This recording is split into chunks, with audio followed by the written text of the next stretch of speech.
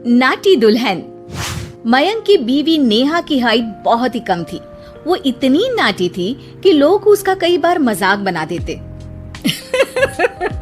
अरे नेहा, तेरे लिए तो मुझे किचन में टेबल रखना पड़ेगा। माँ जी, इतनी भी नाटी नहीं हूँ मैं, और हाँ, हिल्स पहनकर तो बिल्कुल आपके बराबर आ जाती हूँ। अरे तेरे पापा ने महंगी कार का लालच दे दिया, वरना तो मेरे बेटे के लिए लंबी लंबी लड़कियों की लाइन लगी थी। क्या बताऊं तुझे, कटरीना फैल थी उनके सामने। पर माँ जी, आपका मयंक भी तो हाइट में कौन सा अभिषेक बच्चन की तरह है जो कटरीना मिल जाती। वैसे भी मेरी और इनकी जोड़ी तो राम सीता की जोड़ी है, राम सीता की। एक दिन सभी खाना खा रहे होते हैं, तभी माँ, दाल बहुत अच्छी बनी है, जरा और देना। रुको जी, मैं लेकर आती हूँ, किचन में है, वैसे भी मैं खड़ी ही हूँ। ये सुनकर सास हंसने लगती है। तुम खड़ी हो या बैठी, एक जैसी लगती हो। बस कीजिए जी, अभी हिल्स नहीं पहनी है, वैसे भी हिल्स पहनती हूँ तो आपके बराबर ही लगती हूँ। एक दिन नेहा सब्जी लेने बाहर निकलती है तो पड़ोसन कहती है, अरे देखो देखो कितनी नाटी है, मयंक तो दिखने में अच्छा है, हाइट भी ठीक ठाक है, फिर क्या जरूरत थी ऐसी नाटी बहू लाने की। दहेज बहन, दहेज, अंधे हो गए थे पैसों के पीछे, अब करे जगह साई।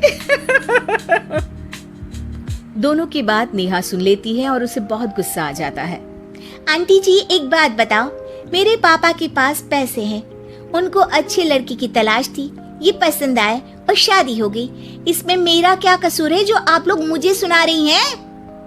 अरे नहीं नहीं नेहा, हम तो तेरी सास की बात कर रहे थे कि कितनी लालची औरत है। देखिए, वो लालची नहीं है, हाँ, उनकी कुछ शौक है जो वो अपने बेटे से पूरा करवाना चाहती है, और देखा जाए तो उसमें उनकी गलती भी क्या है भला। अगर इन्होंने मुझसे शादी की है तो जरूर कुछ न कुछ तो अच्छाई नजर आई होगी ना। और अब ना तो मैं आपकी बहू हूँ और ना ही आपके रिश्तेदारों को मुझसे मिलना है, फिर ये बात समझ नहीं आई कि आप इतना परेशान क्यों हो रही हैं। ये बोलकर नेहा वहाँ से निकल जाती है। नेहा, चलो तैयार हो जाओ, हम लोगों को एक पार्टी में जाना है।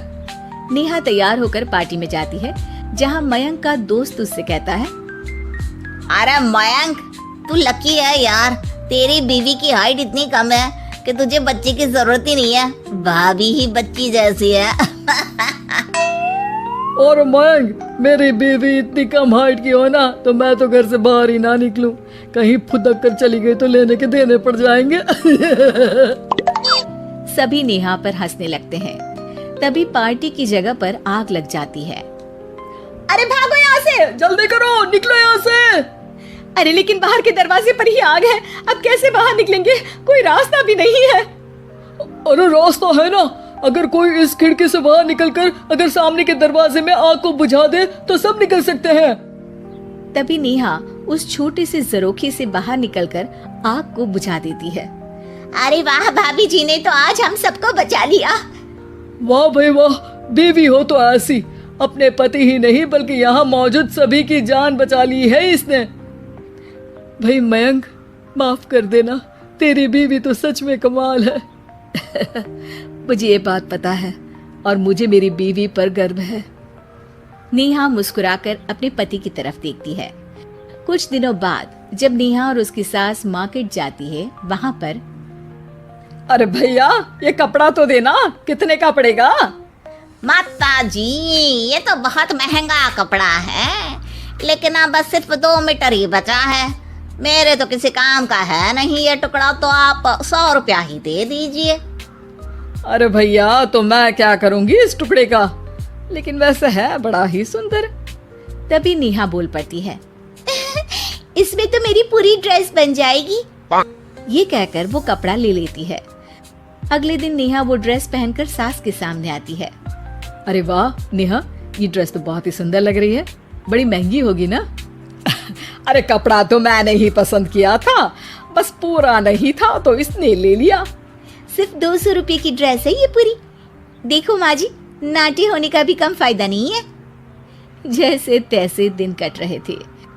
सास और पड़ोसियों के मजाक बनाने का सिलसिला चल ही रहा था कि एक दिन मोहल्ले से जोर जोर से आवाज आती है, हाय रे मैं मर गई, भगवान मैं क्या करूं। अरे क्या हुआ? देखते हैं तो सभी एक हॉल के सामने भीड़ लगाकर खड़े हैं। मेरा बेटा प्रिंस गड्ढे में गिर गया है।